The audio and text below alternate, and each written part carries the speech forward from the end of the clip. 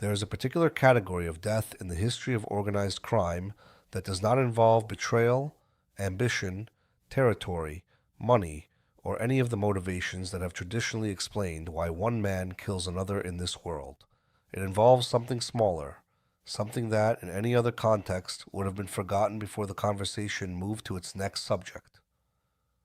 In the fall of 1980, in the borough of Manhattan, a young man was lured into the warehouse behind a cookie shop on East 53rd Street, shot to death by two men whose names would later become the most consequential in the history of organized crime in New York, stripped to his underwear, loaded into the trunk of a car because the stolen panel truck that had been arranged for the purpose would not start, driven across the borough line into Queens, and delivered to a crew of men whose specific professional skill was making human bodies disappear from the surface of the earth. His remains were almost certainly dismembered in a garage and disposed of at a landfill on Fountain Avenue in Brooklyn, a patch of ground that had already absorbed the remains of dozens of men before his, and would absorb dozens more in the years that followed. His name was Vito Borelli. He was a Gambino crime family associate. He was dating the daughter of the boss, and the reason he was killed, the reason 10 men from 2 of the 5 New York crime families assembled on a single evening to end his life and erase every physical trace of his existence, was that he had watched a television commercial and made a joke about the way the boss looked. The joke was about Paul Castellano. The comparison was to a chicken farmer from Maryland named Frank Perdue, and the distance between that remark and the landfill where Borelli's body was taken is a distance measured not in miles, but in the specific unyielding vanity of a man who believed that his power depended on no one ever seeing what Vito Borelli, for one unguarded moment, had seen. Drop where you are watching from in the comments below. It is one of the best parts of doing this, seeing how far these stories travel. If you are new here and want more history like this delivered straight to you, subscribe now. Back to the boss who could not take a joke, and the young man who did not understand the cost of making one. To understand what the joke cost Vito Borelli, you have to understand the man it was directed at, because the killing had almost nothing to do with Borelli himself and everything to do with what Paul Castellano was building, what he believed he was entitled to, and the absolute distance he required between the image he had constructed of himself and any suggestion, however casual, that the image was less than what he had decided it would be. Constantino Paul Castellano was born on June 26, 1915, in the Bensonhurst neighborhood of Brooklyn, New York. His parents, Giuseppe and Concetta Castellano, were immigrants from Sicily. His father was a butcher by trade and an early member of the Mangano crime family, the criminal organization that traced its origins to the power struggles of the Castellamarese War, and that would, through a series of violent successions, eventually bear the name Gambino. The Castellano household was not merely adjacent to the world of organized crime, it was structurally embedded in it. The butcher shop was where Paul learned to break down a carcass, to separate muscle from bone, to grade meat by its color and texture. The relationships that passed through the back rooms of the shop and across the kitchen table in the evening were where he learned everything else. His sister Catherine married Carlo Gambino, who was also Paul's cousin. That single marriage connected the Castellano bloodline to what would become, over the next 4 decades, the most powerful and wealthiest criminal organization in the United States. The connection was simultaneously familial, financial, and organizational, and it functioned on all 3 levels at once, producing obligations and opportunities that reinforced each other in ways that no purely criminal or purely familial relationship could have achieved alone. Castellano left school before completing the 8th grade. He had decided that the education his father was giving him in the gambling rackets was more valuable than anything a classroom could provide, and by the standards of the world he intended to enter, he was correct.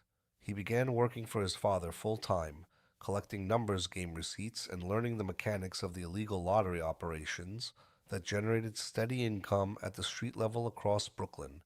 In July of 1934, at the age of 19, he was arrested for the first time in Hartford, Connecticut, for robbing a haberdasher. He refused to identify his 2 accomplices to the police. They applied pressure. He said nothing. He served 3 months and came home with a reputation that, in the culture that governed these relationships, was worth considerably more than anything a longer sentence could have cost him. A man who kept his mouth shut at 19 would be trusted with larger responsibilities at 25. In 1937, at 22, he married Nina Mano. Nina was the sister-in-law of Carlo Gambino. The familial architecture was now fully constructed.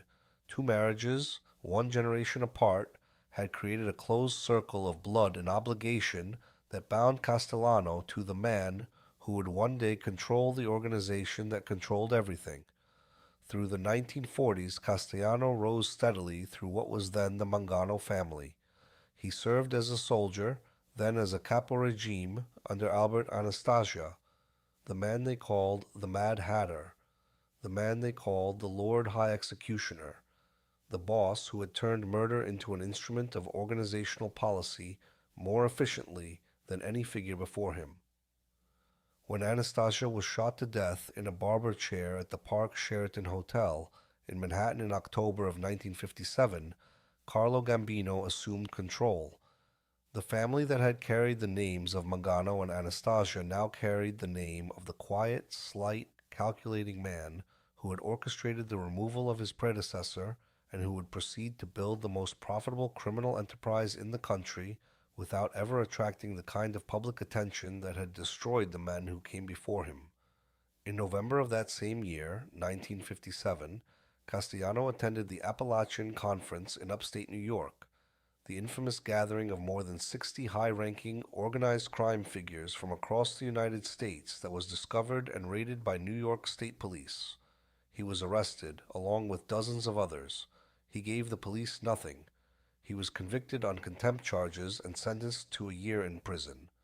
An appeals court later reversed the conviction. The pattern had established itself. He could be identified, arrested, and placed before a judge. He would not speak, and the legal system, absent his cooperation, could not hold him. What distinguished Castellano from most of the men around him was not his capacity for violence, which was considerable and which he exercised throughout his career without hesitation or remorse. What distinguished him was his understanding that the real money in organized crime was not in the street rackets, not in the loan sharking and the bookmaking and the hijacking operations that had sustained the families for decades, but in the industries that ran alongside them, legitimate businesses that could be controlled through the same mechanisms of intimidation and obligation that governed the organization itself. Industries where the profit margins were vastly larger, the exposure to prosecution was significantly smaller, and the skills required were the skills of a businessman rather than a street soldier. He built a network of meat and poultry companies that reached across the New York wholesale market. Blue Ribbon Meats, Ranbar Packing Incorporated, the Pride Wholesale Meat and Poultry Corporation, and the company that would become most consequential to the story of what happened to Vito Borelli, Dial Poultry, a distribution operation that at its height supplied 300 butchers in New York City and used intimidation tactics to force supermarket chains, including Key Food and Wall Bombs, to purchase its products. His sons ran parts of the empire. His son Philip became president of the Scaramix Concrete Corporation, which held a near monopoly on the concrete supply on Staten Island. Through the Concrete Club, a cartel of contractors selected by the Mafia Commission to handle building contracts valued between $2 million and $50 million, the Gambino family embedded itself inside the construction industry that was remaking the skyline of Manhattan. The butcher's son, who had dropped out of the 8th grade, was running a commercial empire that generated tens of millions of dollars annually, and the empire looked, from the outside, like legitimate American business. The violence that sustained it was invisible to anyone who did not know where to look. The money it produced was entirely real. The scope of the Gambino family's economic reach during this period is difficult to overstate without recourse to the specific figures that the federal investigations would eventually document. The Concrete Club alone channeled a vast portion of all major construction spending in the New York metropolitan area through a rigged bidding system that guaranteed participating contractors would win specific projects and that a fixed percentage of every contract would flow upward through the organizational hierarchy. Castellano's control over Teamsters Local. Chapter 2. 82 provided the family with leverage over who poured the concrete at every major building project in New York and on Long Island. The waterfront, the garment district, the wholesale food markets, the private carting industry, the construction trades, all of these sectors operated under the understanding that the Gambino family's involvement was not optional and that the cost of resistance was not financial but physical. Castellano managed these operations with the temperament of a corporate executive rather than a street boss. He reviewed financial reports. He evaluated personnel decisions. He understood profit margins and cost structures and the mechanisms by which legitimate business could be used to launder the proceeds of illegitimate enterprise. The men who worked for him on the street found this approach both profitable and alienating. The money was good. The boss was distant. He did not drink with them. He did not visit their social clubs. He did not attend their children's weddings or their relatives' funerals. He sat on his hilltop in Staten Island and expected the revenue to arrive on schedule, and if it did not, the consequences were communicated through intermediaries rather than in person. On October 15th, 1976, Carlo Gambino died at his home of natural causes at the age of 74. Before his death, he had made a decision that would determine the direction of the organization for the next decade, and that would, in its ultimate consequences, end his successor's life on a Manhattan sidewalk 9 years later. He appointed Paul Castellano to succeed him as boss. The appointment was not what anyone in the family expected. Agnello della Croce, the longtime underboss, had served Gambino faithfully for years. He was, by tradition and by the unwritten rules that govern succession in these organizations, the rightful heir. Della Croce was a man of the street in the old mode, a man who had built his authority on physical menace and personal loyalty, and the daily management of the crews that operated across Manhattan and Queens. Gambino passed over him. The reasons were several, and none of them fully satisfied the men who believed Della Croce had earned the position. Gambino believed the future of the organization lay in white-collar operations, in the infiltration of legitimate industries, and Castellano had the business temperament and the commercial network to pursue that future. Castellano was of Sicilian descent, and the family had historically functioned most effectively under Sicilian leadership, a factor that several insiders would later identify as decisive. And Castellano was family. He was blood. The appointment looked, to the men on the street, like what it partly was, a monarch choosing a relative over a more qualified officer because the blood tie mattered more than the professional record. Della Croce, who was imprisoned for tax evasion at the time of Gambino's death, accepted the decision without open challenge. He was given continued authority over the family's traditional street-level operations. Castellano would manage everything above the street. The arrangement created, in effect, two factions within a single organization, Della Croce's crews in Manhattan and Castellano's operation in Brooklyn and Staten Island. Among the men in Della Croce's orbit was a young captain named John Gotti, who idolized Della Croce and who looked at the new arrangement and saw in it everything he despised about the direction the family was taking. Castellano enforced a rule that Carlo Gambino had established and that Castellano would maintain with a rigidity that left no room for interpretation or exception. No member of the Gambino family would deal in narcotics.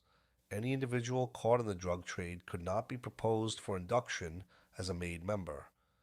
Any made member discovered dealing drugs would be killed. The rule was simple. Its enforcement was presented as absolute, and its hypocrisy was evident to every member of the organization who knew that certain longtime associates with established narcotics operations, men like Pasquale Conte and members of Carlo Gambino's own bloodline, had always been quietly exempted from the ban they publicly endorsed. The drug trade was, by the late 1970s, the single most profitable sector of the criminal economy in New York. Banning his men from participating in it while demanding an ever larger percentage of their legitimate and semi-legitimate earnings was a decision that accumulated resentment in every crew, on every corner, in every social club where the men who worked the streets gathered to discuss what the boss on the hill was costing them. The mansion that Castellano commissioned after assuming the leadership told the story of who he believed he had become. Located at 177 Benedict Road in the Tot Hill neighborhood of Staten Island, at the highest natural elevation in the 5 boroughs of New York City, the estate was designed to project the grandeur and isolation of a presidential residence. The men who worked for him and the federal agents who watched him gave it the same name, the White House. Carrara marble lined the foyer and dining room. The house contained 8 bedrooms and 17 bathrooms, with an Olympic-sized swimming pool, an English garden, and a circular driveway flanked by massive columns. He commissioned the construction in 1976. It took 4 years to complete, at a cost that exceeded $1 million. He rarely left it. He summoned his captains to Tot Hill and gave them orders from the kitchen table. He walked the grounds in expensive dressing gowns and velvet slippers, while the men who generated his income worked the streets of Brooklyn and Queens and Manhattan in the cold. He increased his percentage of their earnings from the traditional 10% to 15%. The additional 5 points dedicated entirely to sustaining the lifestyle that the men who paid it found increasingly difficult to respect. This was the man Vito Borelli made a joke about, and this is what the joke was.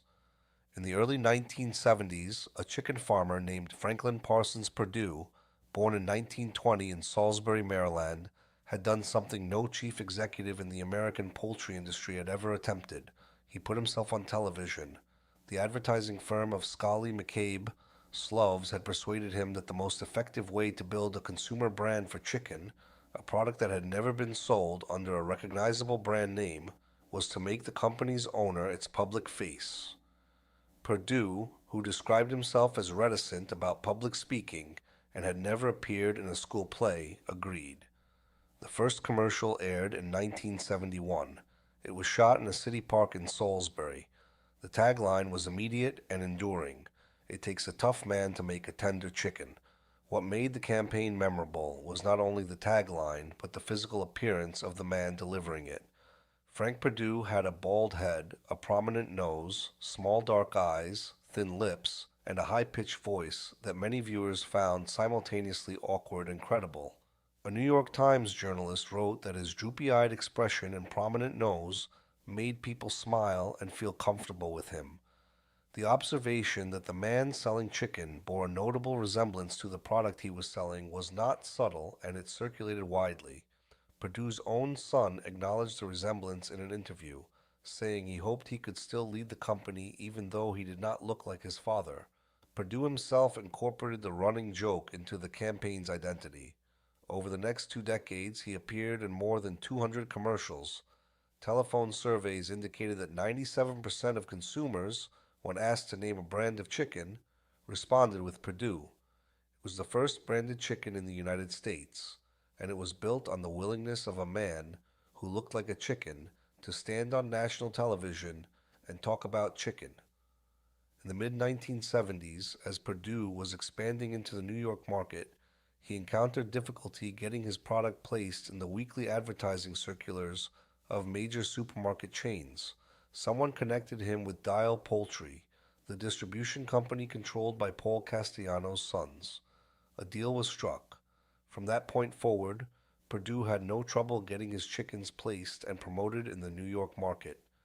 The chicken magnate from Maryland and the boss of the Gambino crime family were now business partners, connected through the legitimate appearing distribution infrastructure that Castellano had spent years constructing around the meat and poultry industry. Years later, in a 1985 deposition before the President's Commission on Organized Crime, Perdue would testify that he had twice sought Castellano's assistance in suppressing union activity at his processing plants. He knew there was a relationship somehow with the Gambino family, he told the commission. He just thought they had long tentacles and figured Castellano might be able to help. Castellano, for reasons that remain undocumented, refused both requests. Perdue would later say that he deeply regretted ever making them. The irony embedded in this arrangement was not available to anyone at the time, and would only become fully visible decades later, when the cooperating witnesses had told their stories, and the timeline could be assembled in its entirety. The man whose physical appearance Castellano found so offensive that he ordered a murder over a comparison to it, was also the man whose product Castellano's sons were distributing, whose brand Castellano's commercial infrastructure was helping to build, and whose business had turned to Castellano for assistance with a labor problem.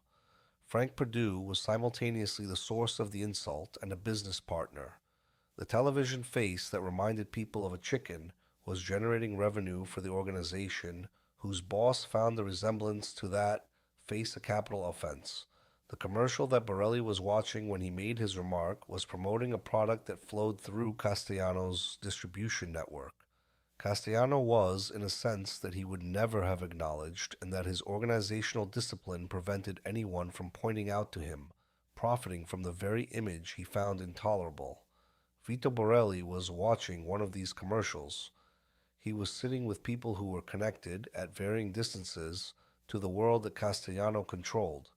He was dating Castellano's daughter Connie, which placed him inside the boss's domestic orbit in a way that should have made him more careful about what he said and to whom he said it, but that, in the way of young men who have not yet learned the cost of casual speech, apparently had the opposite effect. He felt comfortable enough, or careless enough, to look at the screen, at the bald head and the prominent nose and the thin lips and the high-pitched voice, and to say what many people who had seen both Paul Castellano and Frank Perdue had already observed to themselves, but had never been foolish enough to speak aloud in the hearing of anyone connected to the Gambino family. He said that Big Paul looked like Frank Perdue. The remark traveled. In the specific world Borelli inhabited, every remark traveled. A comment made in a living room reached the ears of the men who reported to the men who reported to the captain who reported to the boss. The comparison was not complicated. It did not require explanation. The man who lived in the White House on Tot Hill, who wore Carrara marble and velvet slippers, who demanded 15% of every captain's earnings, who had built an empire on the projection of absolute authority and the maintenance of an image that no one was permitted to diminish, had been compared to a balding chicken farmer from Salisbury, Maryland, who reminded television audiences of his own product. The specific detail that gave the comparison its edge, the detail that guaranteed it would be repeated, and that it would eventually reach the one man who could never be permitted to hear it, was the nose. Castellano had a large, prominent Roman nose that dominated his face. It was a feature people noticed. A Gambino captain named Michael de Leonardo, who would later cooperate with the government, claimed to have given Castellano the nickname Nasa Beak, a compound of nose and beak that carried exactly the implication Castellano found intolerable. Borelli had not invented the observation. He had simply spoken it in the wrong room, in the wrong world, about the wrong man. Castellano's response was not a conversation. It was not a warning. It was not a beating administered by a crew of soldiers in a parking lot or a period of exile from the neighborhood. It was a death sentence, delivered with the same administrative flatness that Castellano brought to every decision that passed through his kitchen on Tot Hill.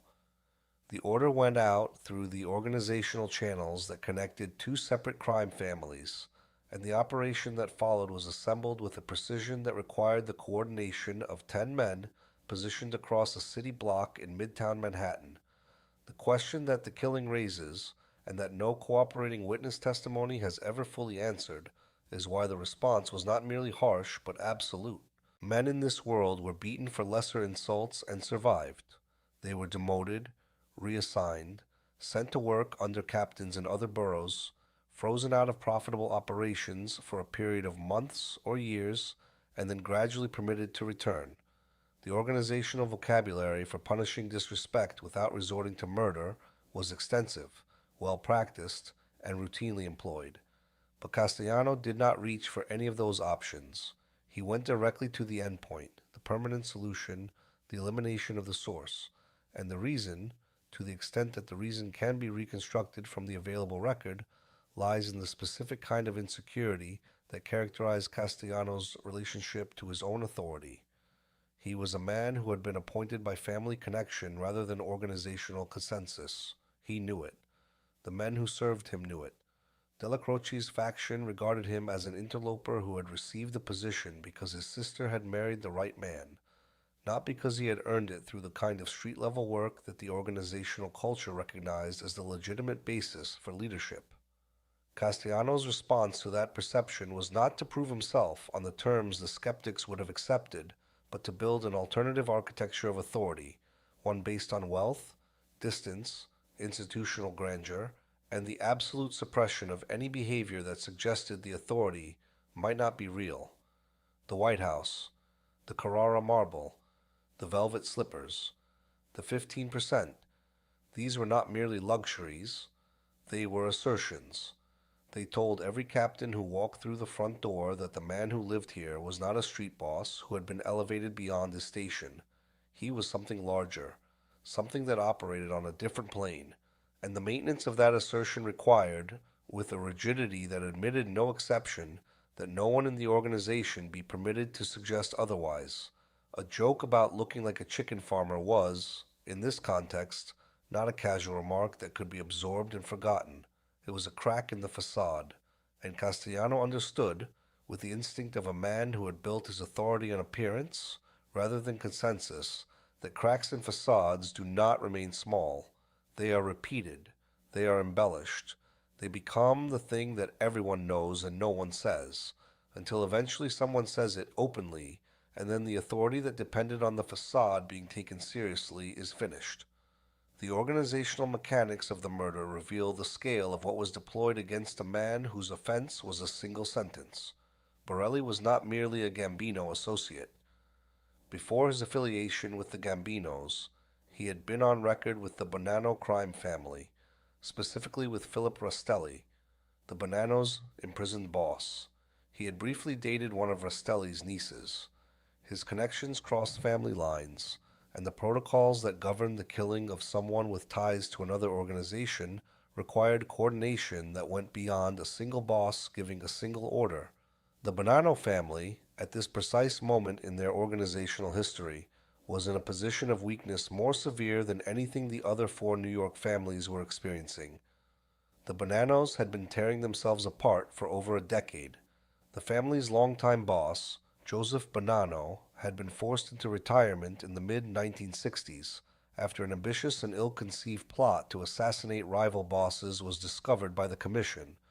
The succession that followed was contested, violent, and ultimately resolved only by the installation of Philip Rastelli, a compromised figure who spent much of his leadership imprisoned on federal charges.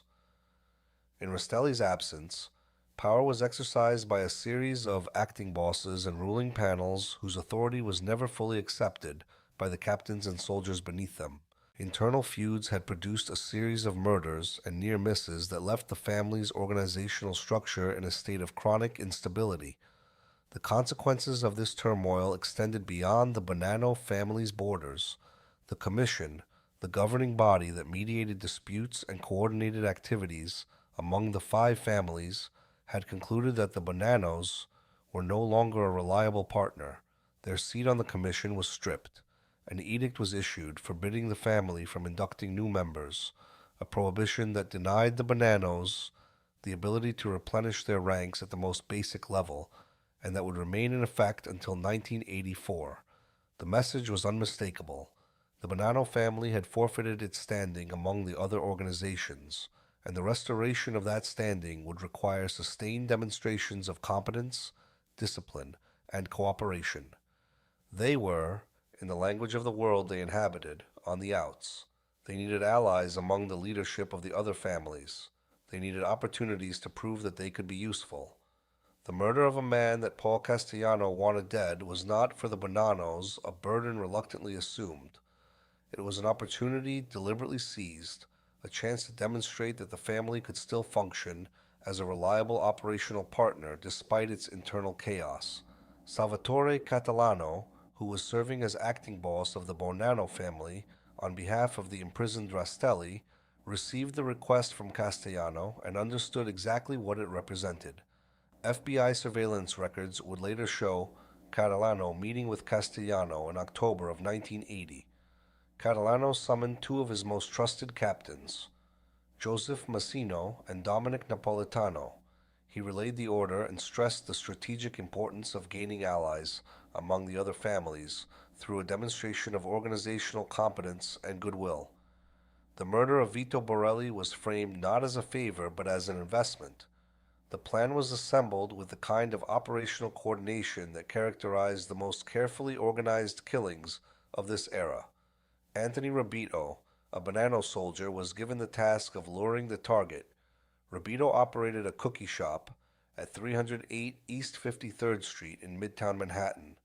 The warehouse behind the shop would serve as the killing ground. Borelli, who knew Rabito and who had no reason to suspect what was waiting behind the rows of packaged cookies, responded to the contact and agreed to come. Earlier that same day, a stolen panel truck had been obtained by Dwayne Leisenheimer, a Massino associate whose nickname was Goldie. The truck was delivered to Salvatore Vitale, Massino's brother-in-law and one of the most trusted operatives in the Bonanno family, and to Gambino soldier John Carneglia. The vehicle was parked outside Rabito's business, positioned for the removal of the body after the killing was complete. The men who gathered on that block in Midtown Manhattan on the evening Vito Borelli walked through the warehouse door represented a cross-section of two crime families and included names that would dominate organized crime prosecutions, trials, and cooperating witness testimony for the next quarter-century. On the Bonanno side, Joseph Massino, then a captain, who would eventually become the boss of the entire Bonanno family and then become the first sitting boss to cooperate with the federal government. Dominic Napolitano, also a captain, who would be murdered by his own organization less than a year later after it was revealed that he had unknowingly vouched for an FBI undercover agent named Donnie Brasco, James Episcopia, a soldier, Anthony Rabito, the soldier who had provided the location and lured the target, John Carasani, an associate.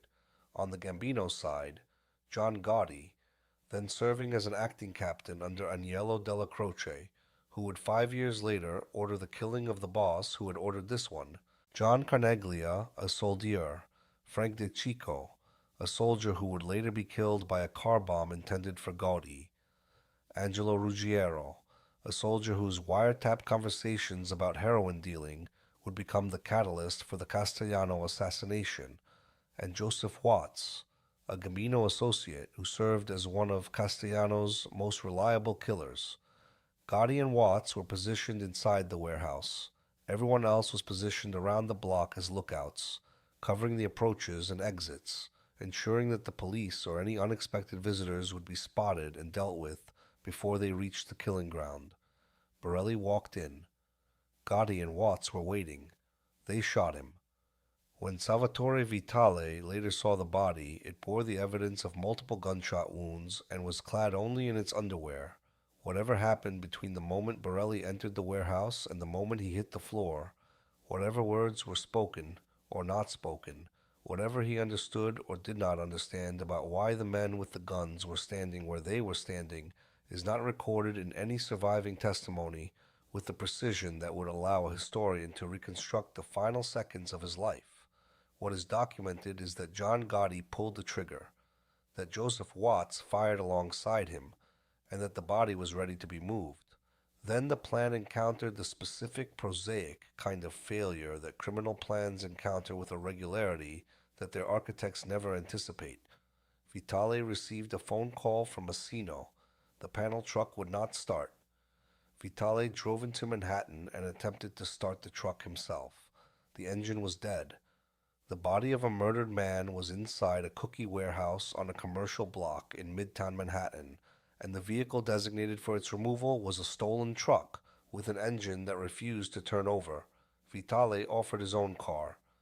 The body was placed in the trunk. Vitale, accompanied by Frank De Chico, drove the car to a location in or near South Ozone Park, Queens. A second group of men had assembled there.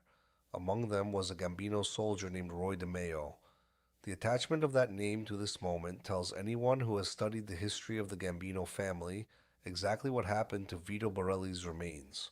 Roy DeMeo ran a crew out of a nondescript bar called the Gemini Lounge on Flatlands Avenue in the Canarsie section of Brooklyn. The FBI would eventually estimate that the DeMeo crew was responsible for between 75 and 200 murders during the 1970s and early 1980s, a range so wide that even the investigators who built the case acknowledged they could not determine the true number. DeMeo, a former butcher's assistant who bragged that his training had given him the skills to efficiently slice, chop, and dismember human remains, had developed a method of killing and body disposal that became known as the Gemini Method, named for the lounge where most of the procedure was performed. The operation was clinical. A victim would be lured into a back apartment adjoining the bar, shot in the head with a silenced pistol, the wound immediately wrapped in a towel to absorb the blood. A second crew member would stab the victim in the heart to stop it from pumping blood through the exit wound. The body would be hung in the bathtub until the blood had drained. It would then be placed on plastic sheeting, systematically dismembered, wrapped, placed in cardboard boxes, and transported to the Fountain Avenue dump in Brooklyn, a landfill that had absorbed the remains of so many men that its soil contained a silent population that no census would ever count. Borelli's body was delivered to the men who made bodies disappear. What happened in that garage in Queens followed the procedures that DeMeo's crew had refined through repetition into something approaching industrial efficiency. The crew operated under a principle that DeMeo articulated with the clarity of a man who had thought carefully about the relationship between evidence and prosecution. No body, no crime. The Fountain Avenue dump, a sprawling landfill in the East New York section of Brooklyn, received the packaged remains. The site had been used by the crew for years and would continue to be used until the crew itself was dismantled by the combination of internal murder and external prosecution that ended its operations in the early 1980s. Borelli's remains were never recovered. No investigation identified him as a victim for more than 20 years. No missing persons report generated the kind of sustained investigative attention that might have connected his disappearance to the men who had caused it. In the world he had inhabited, people disappeared, and the disappearance itself was understood as a message that required no further explanation. The men who knew what had happened said nothing. The family that had ordered it moved on to the next piece of business, and the man who had made a joke about a television commercial ceased to exist in every way that the physical world measures existence. The first indication that the Borelli case had a documented record came after the DeMeo crew itself was destroyed. In January of 1983, Roy DeMeo was found shot to death in the trunk of his own car in a parking lot in Brooklyn. The man who had made dozens of bodies vanish was disposed of by his own organization when Castellano concluded that DeMeo's drug dealing and his increasingly erratic behavior had made him a liability that outweighed his usefulness. Following DeMeo's death, one of his crew members, Frederick Dinome, began providing information to federal investigators. Among the leads Dinome offered was a description of a victim he characterized as an unidentified car dealer killed in Manhattan at a cookie factory, whose body had been transported from Manhattan to Brooklyn for disposal. The description was vague, but it aligned with the broad outlines of what had happened to Borelli at Rabito's cookie warehouse. Dinome was initially reluctant to reveal the full extent of his own involvement, and he took his more detailed knowledge with him when he committed suicide in 1986, before prosecutors could question him comprehensively about the specific victims he had described. The full narrative of the Borelli murder did not emerge for another 17 years. In 2003, Salvatore Vitale, the Bonanno underboss who had driven the body across the borough line in his own trunk, turned government witness. Vitale was Massino's brother-in-law, the man Massino had trusted above every other member of the organization, and his defection represented one of the most consequential breaches of organizational secrecy in the history of the Bonanno family. Among the many murders Vitale described was the killing of Borelli. He identified the participants. He described the cookie warehouse. He explained the failure of the panel truck and his decision to use his own car. He described seeing the body in its underwear, the gunshot wounds, the handoff to DeMeo's crew in Queens. Joseph Massino, convicted of racketeering and murder in 2004, made a decision that no sitting boss of a New York crime family had ever made. He agreed to cooperate with the federal government. He wore a recording device in prison. He secretly taped his successor, Vincent Basciano, discussing plans to murder a federal prosecutor. His testimony helped convict Basciano and contributed to the prosecution of more than 90 Bonanno family members and associates. Among the corrections Massino offered to the historical record was the timing of the Borelli murder. Vitale had estimated it occurred in the mid-1970s, but Vitale frequently confused dates and was, by his own admission, guessing. Massino provided organizational details, noting that at the time of the killing, he was already a captain, Gotti was an acting captain, and Castellano was serving as acting boss, cross-referencing those details against FBI surveillance records that placed Castellano as acting boss, beginning in September of 1980, confirmed a fall, 1980 timeframe. There was one additional reference to the killing that predated both Vitale and Massino by more than 2 decades, and its source is among the most remarkable figures in the history of federal law enforcement's war against organized crime. In October of 1980, weeks after the most probable date of the Borelli murder, Dominic Napolitano met with one of his crew members at the Tahitian Motor Lodge in Holiday, Florida, a modest roadside motel where the two men had arranged to discuss recent developments in New York. The crew member was not who he appeared to be. He was not, in fact, a crew member at all. Within the Bonanno organization, he was known as Donnie Brasco, a jewel thief and confidence man who had gradually worked his way into the trust of several senior Bonanno figures. His real name was Joseph Pistone, and he was an FBI special agent who had been operating undercover inside the Bonanno family since 1976, building relationships, recording conversations, documenting the internal operations of the organization with a patience and a sustained deception that would eventually produce one of the most damaging intelligence hauls in the history of the American Mafia. Napolitano told Brasco that he had recently done a great favor for Paul Castellano, and that because of the favor, he and Paulie were now good friends. He did not name Borelli. He did not describe the killing, but the timing of the conversation and the nature of the reference aligned precisely with the fall 1980 time frame. When Brasco later mentioned Napolitano's remark to another Bonanno soldier, Benjamin Ruggiero, Ruggiero's reaction was swift and revealing. He was surprised that Napolitano had spoken about it at all. Even among men who shared the same oaths, the favor done for Castellano was not something that was supposed to be discussed. The killing of Borelli was not an isolated exercise of Castellano's authority over the romantic lives of his children.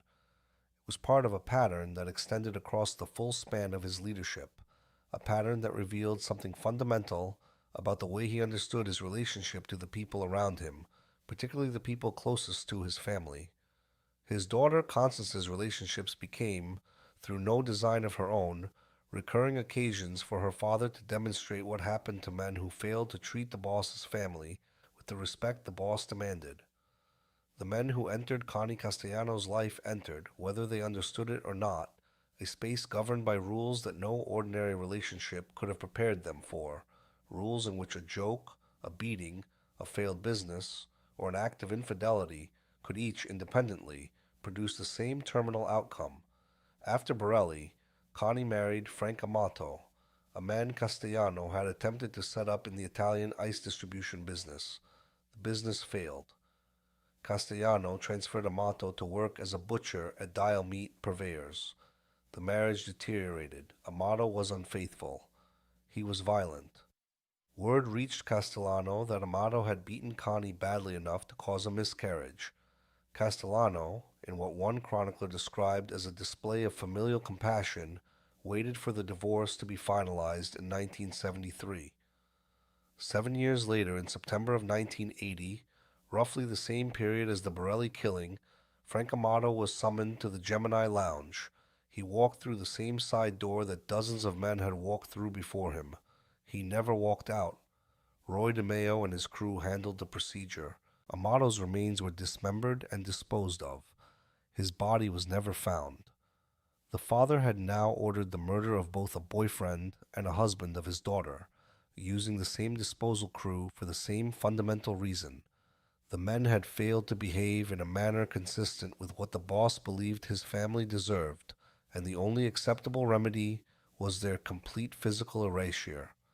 The man who had spent his childhood learning to butcher meat in his father's shop in Bensonhurst had given the order twice to have men connected to his daughter processed by a crew whose methods bore the mechanical signature of the same trade.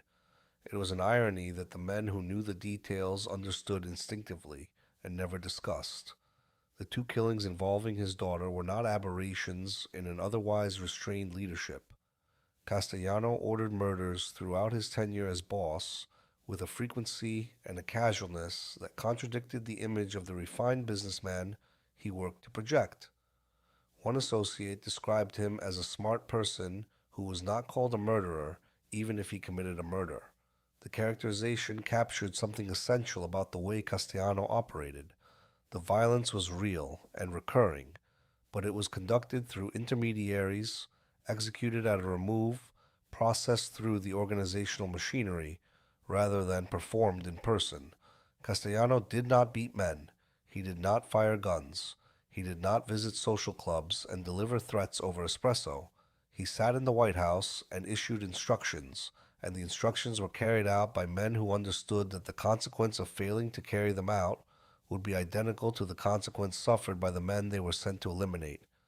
The boss who killed for a joke about his appearance was the same boss who killed for business disputes, for violations of organizational protocol, for suspected cooperation with law enforcement, and for any other reason that his calculation of the family's interests, which was indistinguishable from his calculation of his own interests, determined was sufficient. The federal government's case against Castellano and the broader structure of organized crime in New York was building across the same years that Borelli was killed and Amato was disappeared and the White House was being completed on Tot Hill. In February of 1985, the United States Attorney for the Southern District of New York, Rudolph Giuliani, announced a sweeping indictment that charged the bosses and senior members of all 5 New York families under the Racketeer, Influenced and Corrupt Organizations Act. The Mafia Commission trial, as it became known, was the most ambitious organized crime prosecution in American history. Castellano was named alongside Anthony Salerno of the Genovese family, Carmine Persico of the Colombo family, Anthony Corallo of the Lucchese family, and Philip Rastelli of the Bonanno family. The indictment described the commission as an ongoing criminal enterprise and charged its members with a pattern of racketeering that included murder, extortion, labor corruption, and loan sharking. Castellano was also separately indicted in a case built largely on the recordings from the bug in his kitchen, charged with operating a stolen car ring and involvement in several murders carried out by the DeMeo crew, the same organization that had disposed of Vito Borelli's remains. The legal pressure was arriving from every direction at once, and the man at the center of it was facing the possibility that the empire built on Carrara marble and velvet slippers would end in a federal courtroom. The forces that would ultimately destroy Castellano were already gathering momentum during the same period he was ordering the deaths of men who had offended his domestic sensibilities. The FBI had been seeking access to the interior of his White House mansion for years. Through conversations intercepted by listening devices planted in other mob locations, agents had determined that business meetings at the Castellano residence always took place in a small dining nook off the kitchen. In March of 1983, while Castellano was on a Florida vacation with his Colombian housekeeper and mistress, Gloria Olarte, and his bodyguard, Thomas Bellotti, agents entered the mansion and planted a listening device in a lamp on the kitchen table. Over the following months, they recorded approximately 600 hours of conversation, material that one agent estimated was sufficient for 100 felony allegations.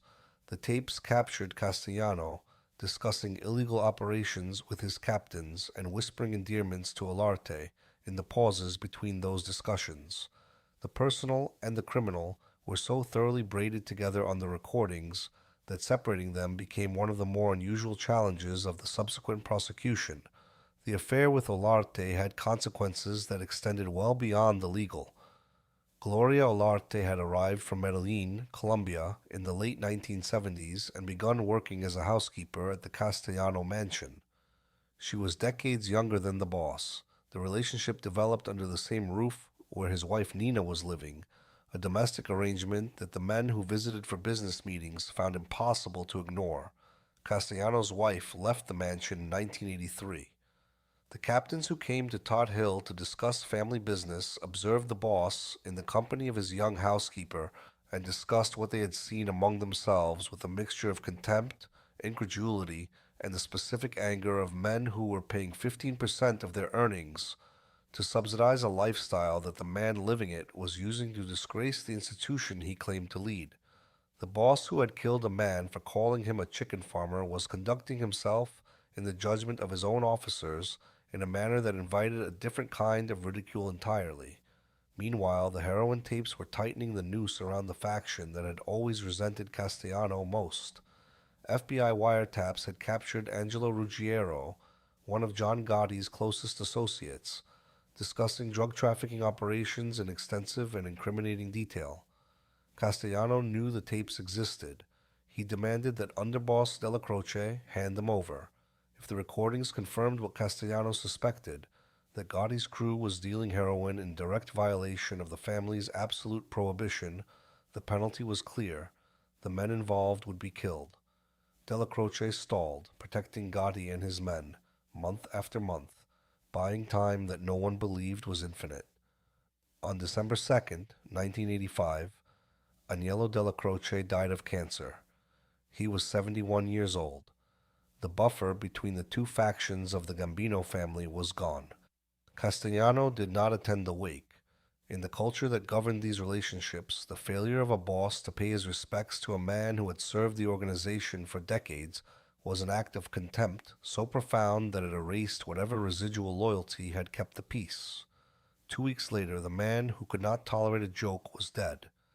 The sequence of events that followed Della Croce's death moved with a speed that suggested the planning had been underway for months, that the death of the underboss had removed the last obstacle to a decision that had already been made.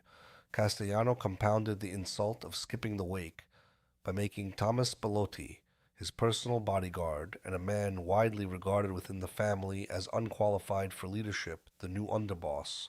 The promotion enraged the captains who had served the family for decades, without receiving the recognition they believed they had earned. Within 2 weeks, Gotti and a small group of allied captains concluded that Castellano had forfeited his right to lead, and they assembled the hit team that would end his life. On the evening of December 16th, 1985, Castellano and Thomas Bellotti arrived at Sparks Steakhouse at 210 East 46th Street in Midtown Manhattan for a dinner meeting. 4 gunmen were waiting near the entrance, wearing beige trench coats and Russian-style fur hats. Across the street, in a parked Lincoln, John Gotti and Sammy Gravano sat watching. At approximately 5:26 in the evening, as Castellano's car stopped alongside the restaurant, Gravano radioed the shooters. Castellano stepped out. The gunmen rushed toward him and opened fire. 6 shots struck the 70-year-old boss. He collapsed on the sidewalk. Bellotti, exiting the driver's side, was shot and fell in the street. The shooters walked away into the Christmas shopping crowds. Gotti and Gravano drove slowly past the bodies to confirm both men were dead, then disappeared into the evening traffic of Midtown Manhattan. John Gotti, the acting captain who had pulled the trigger that killed Vito Borelli in a cookie warehouse 5 years earlier on Castellano's order, had now ordered the killing of the man who had given that order. The distance between the two acts was 5 years and a fundamental reversal of who held power and who was subject to it. The man who had fired for the boss was now the man who sent the shooters for the boss. The assassination was carried out without the authorization of the commission, in violation of the protocol that had governed the killing of bosses for decades. Gotti had not sought permission from the other families. He had simply concluded that the rules that applied to other men did not apply to him, and that the quickest path to the position he wanted was through the body of the man who currently held it. It was precisely the kind of impulsive, high-profile, organizationally destabilizing act that Castellano had spent his career trying to prevent, and it was committed by a man Castellano had trusted enough to send as his shooter to a cookie warehouse in Midtown Manhattan on a night when a joke needed to be answered with a bullet. Gotti assumed command of the Gambino family and embraced everything Castellano had rejected. Where Castellano had hidden in his mansion, Gotti walked the streets of Howard Beach in Little Italy with the confidence of a man who believed that public adoration was a form of protection. Where Castellano had cultivated the image of a corporate executive, Gotti cultivated the image of a celebrity, holding court at the Bergen Hunt and Fish Club in Ozone Park, and later at the Ravenite Social Club on Mulberry Street, arriving in custom-tailored suits that cost thousands of dollars, waving at cameras, dining publicly at the city's most visible restaurants. The press, which had never encountered a mob boss who seemed to enjoy being photographed, called him the Dapper Don. When 3 consecutive federal cases against him ended in acquittal, through a combination of jury tampering, witness intimidation, and prosecutorial missteps, they added the Teflon Don to his collection of titles. He became the most famous organized crime figure in the country. His face on magazine covers, his movements tracked by television crews who followed him through the streets as if he were a head of state rather than the head of a criminal enterprise. Everything Castellano had done wrong, Gotti did differently, and everything Gotti did differently, he did wrong in precisely the opposite direction. The visibility that the public found charismatic was the same visibility that gave the FBI the surveillance material, the photographs, the documented meetings, the patterns of movement and association that eventually built a case even the Teflon Don could not escape. In 1992, John Gotti was convicted of 13 counts, including murder, conspiracy to commit murder, racketeering, obstruction of justice, illegal gambling, extortion, tax evasion, and loan sharking. The key witness was his own underboss, Sammy Gravano, the man who had sat beside him in the car watching Castellano die on the sidewalk outside Sparks. Gravano, who had participated in 19 murders and who received a reduced sentence in exchange for his testimony, delivered the detailed, first-hand account of Gotti's criminal operations that no external investigation could have produced. Gotti was sentenced to life in prison without the possibility of parole. He died in a federal prison hospital in Springfield, Missouri, in June of 2002, at the age of 61, of throat cancer that had consumed his head and neck. The man who had loved the camera spent his final years in a cell where no camera would ever follow. Of the 10 men who assembled on that Midtown block to end Vito Borelli's life, not one escaped the gravitational pull of the world that had brought them together. Their fates, laid out side by side, constitute a catalog of every possible ending that the life they had chosen could produce. Gotti died in federal prison in 2002, his body consumed by cancer in a facility in Springfield, Missouri. Joseph Watts was convicted of racketeering in 2003 and sentenced to more than 15 years. Joseph Massino became the first sitting boss in the history of the New York Mafia to cooperate with the government, wearing a wire in prison, recording his own successor, and testifying in open court against the men he had once commanded. His brother-in-law Vitale, whose car trunk had carried Borelli's body across the borough line, defected and entered a new existence under government protection, testifying in case after case against the organization he had served since his youth. Dominic Napolitano, the captain who had positioned himself as a lookout on that Midtown block, was murdered by his own family in August of 1981, less than a year after the Borelli killing, when it was discovered that he had unwittingly vouched for FBI agent Joseph Pistone, who had spent 6 years inside the Bonanno family as the fictitious jewel thief Donnie Brasco. Napolitano's body was found in a creek bed on Staten Island. His hands had been severed, a message about what happened to the man who had brought a federal agent to the table. Frank Perdue, the soldier who had ridden with Vitale to deliver Borelli's body to Queens, was killed on April 13, 1986, when a remotely detonated bomb planted under his car exploded outside a social club in the Bensonhurst section of Brooklyn. The bomb had been intended for John Gotti, who had changed his plans that day. The Chico absorbed the blast that was meant for the man he had helped put in power. Salvatore Castellano, the Bonanno acting boss who had framed the Borelli murder as an investment in interorganizational relations, was convicted in the Pizza Connection trial, one of the largest and most complex federal narcotics prosecutions in American history, and sentenced to 45 years.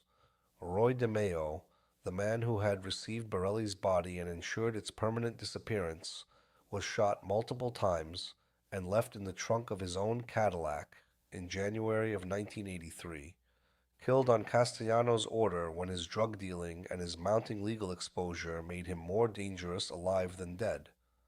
Anthony Rabito, the Bonanno soldier who had lured Borelli to the cookie warehouse, was later indicted on RICO charges.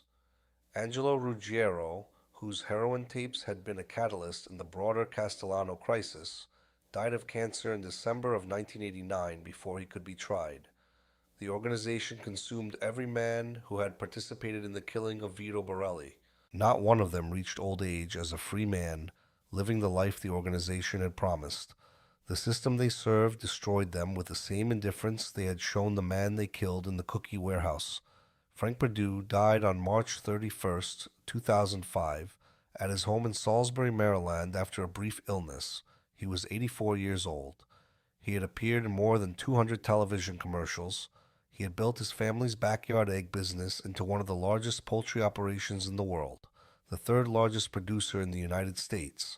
He had created the first nationally recognized consumer brand for chicken, a product that before his campaign had been sold as an anonymous commodity indistinguishable from any other producer's offering.